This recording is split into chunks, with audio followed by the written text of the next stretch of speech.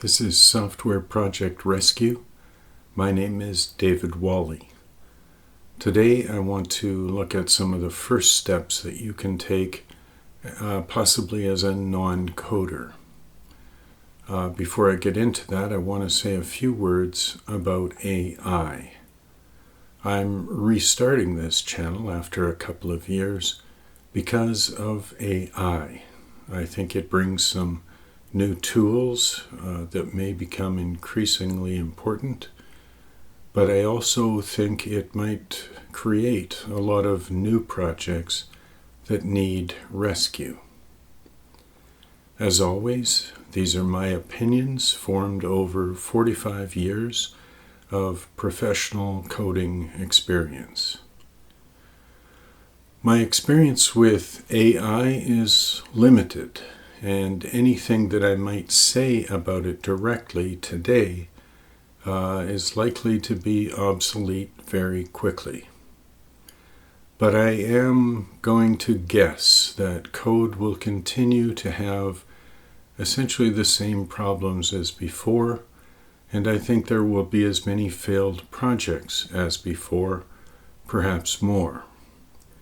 Because AI code is based on code that can be found on the internet or has otherwise been written by humans. And human-written code has some common problems that I think are going to stick around. I'm fairly confident that the skills required to get a project back on track, a software project rescue, will remain mostly the same. In this episode, I want to look at what can be done by a non-coder. Perhaps you're an investor, partner, executive manager of a project that you suspect is failing. And so I want to look at what you can do, perhaps before hiring a coder or someone else to take a look at what's going on. Before you do anything, you should be aware that there are risks. It's possible to make things worse. And so you might need to think carefully and strategically, especially in case of some all too common worst-case scenarios. Not all overdue projects need rescue.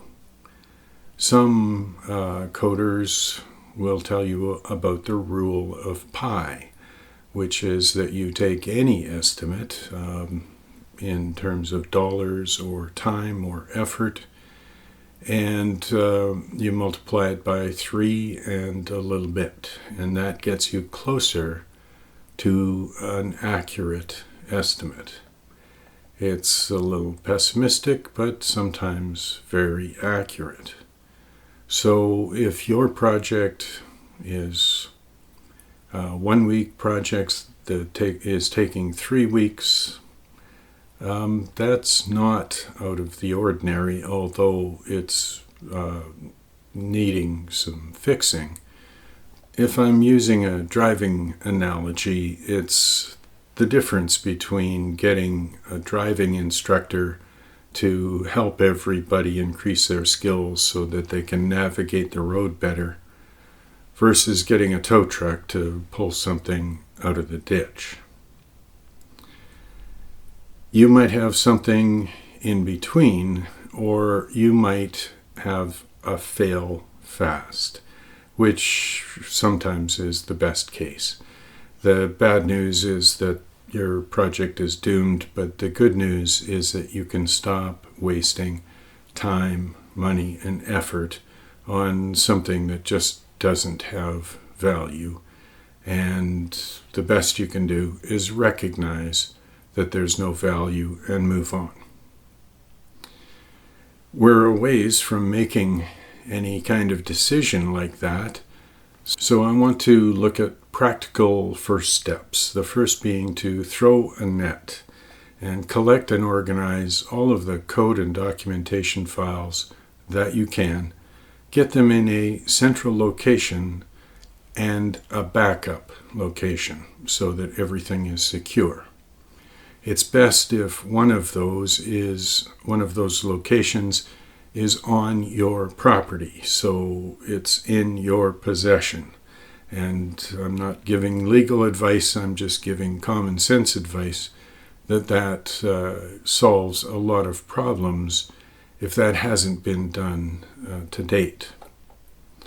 Another thing that you can do right away that gets everything off on the right foot, a restart perhaps on the right foot, is to start taking notes. And you should be typing into the simplest text editor you can find. On Windows, that might be Notepad. But the important thing is that it's in a format that's searchable by coders in the future.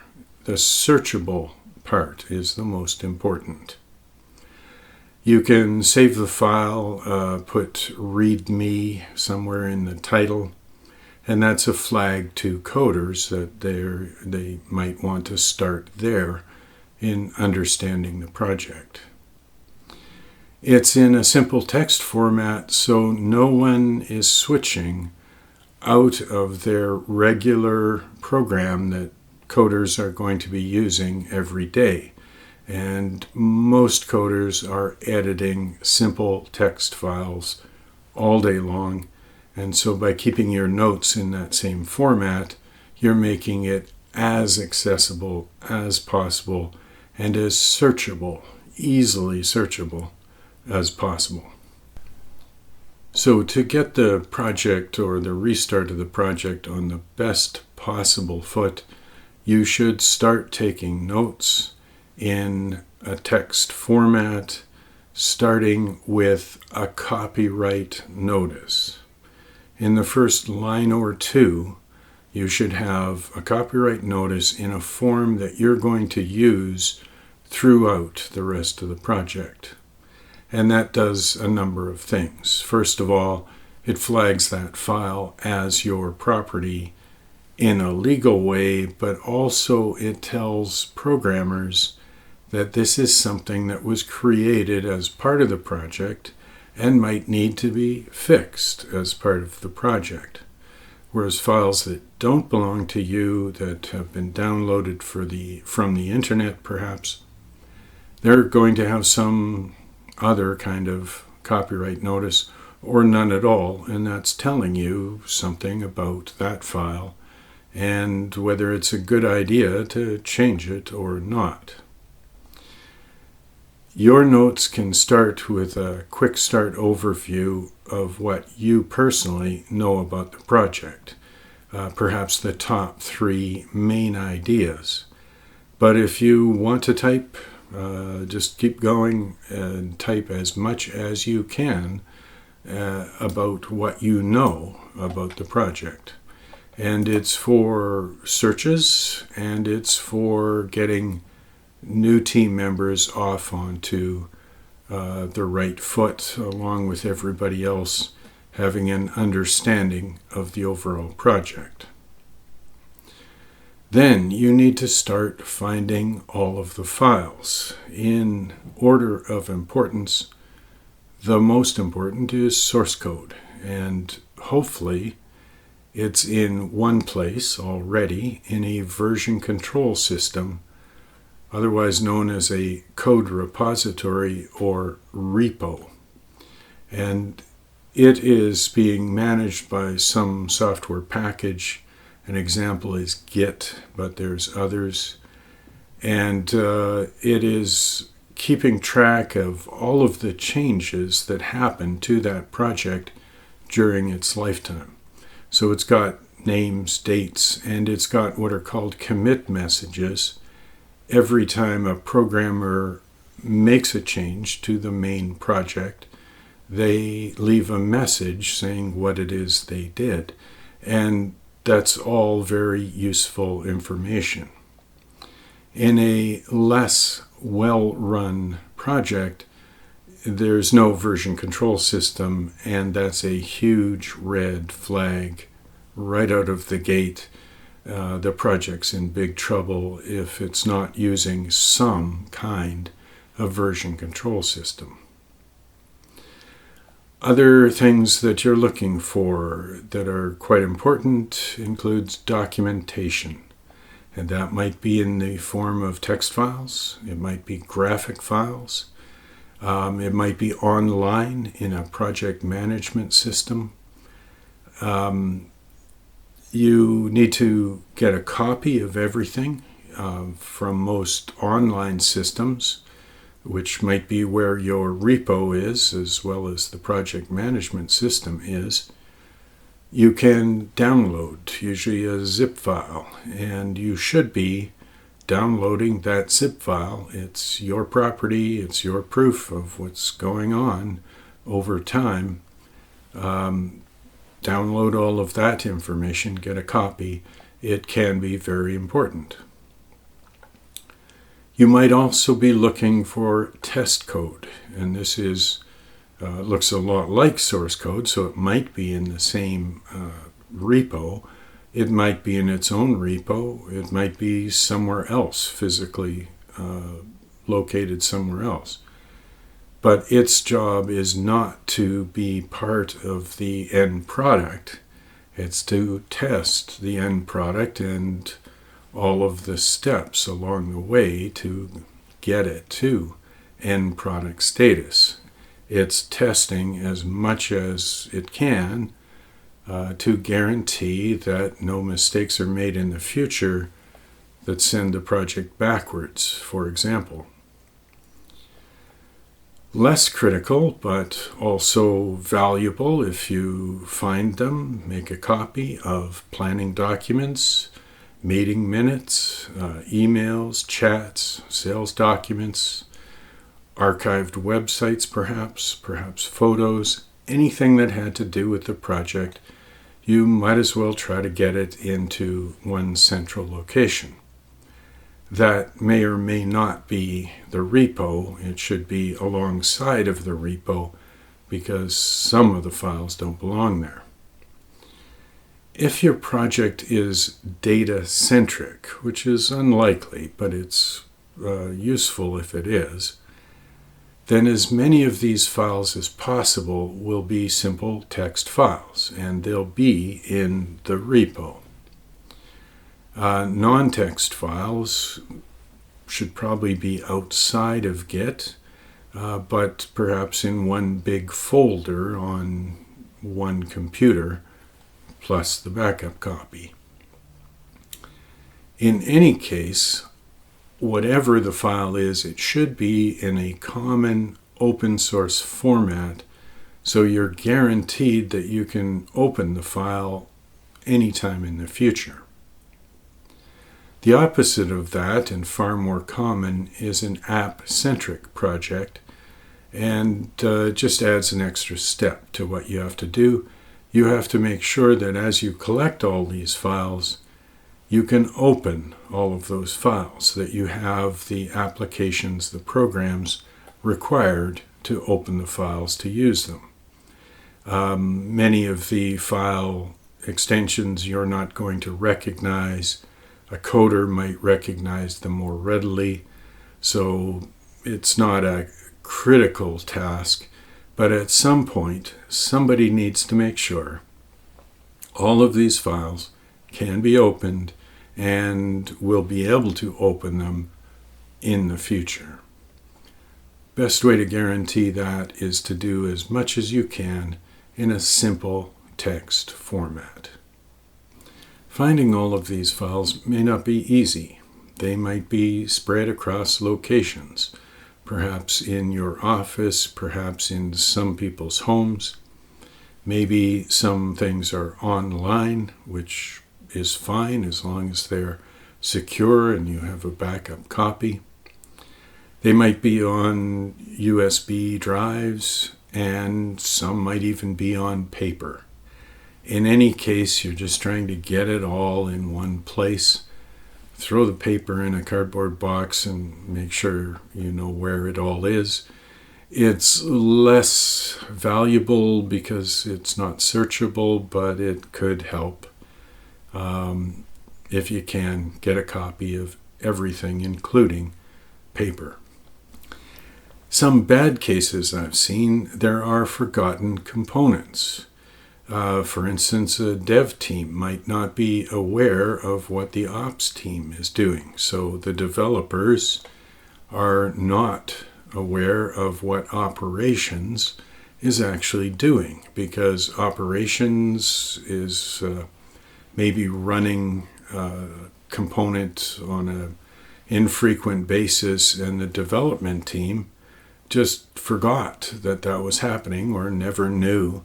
And because the development team has new team members, there are members of the team, or maybe the entire team, simply isn't aware of everything that makes up the project. It's rare, but I've seen it a few times. The worst case scenarios that I've seen far too often have to do with human resources issues. There's a disgruntled employee, maybe they have a point, maybe they don't. There's some office politics, as there are in every office. There might be very real questions about legal ownership. I'm not a lawyer, can't help you there, but I can say that you need to sort these things out, because that's a fail fast if you can't.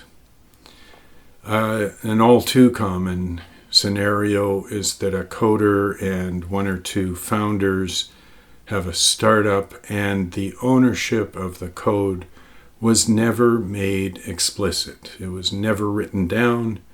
Everybody is friendly, but one day something goes wrong, and you find out that the code, or part of the code, is being held hostage.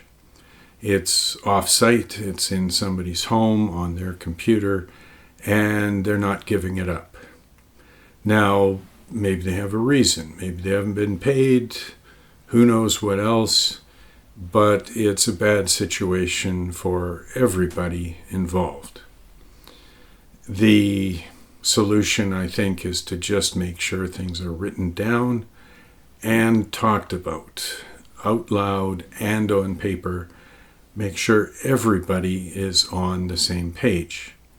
Normally, that is that the code is the property of the project or the company or the organization that's writing the paychecks. If there's any other relationship, if there's any other agreement, make sure everybody knows what that agreement is.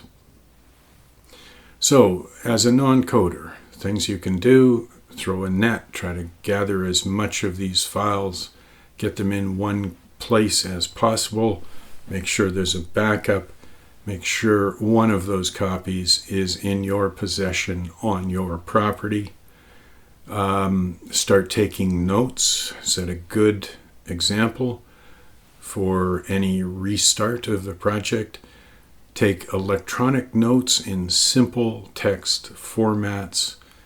Put README in the title. You're good to go. The coder will know what to do with that.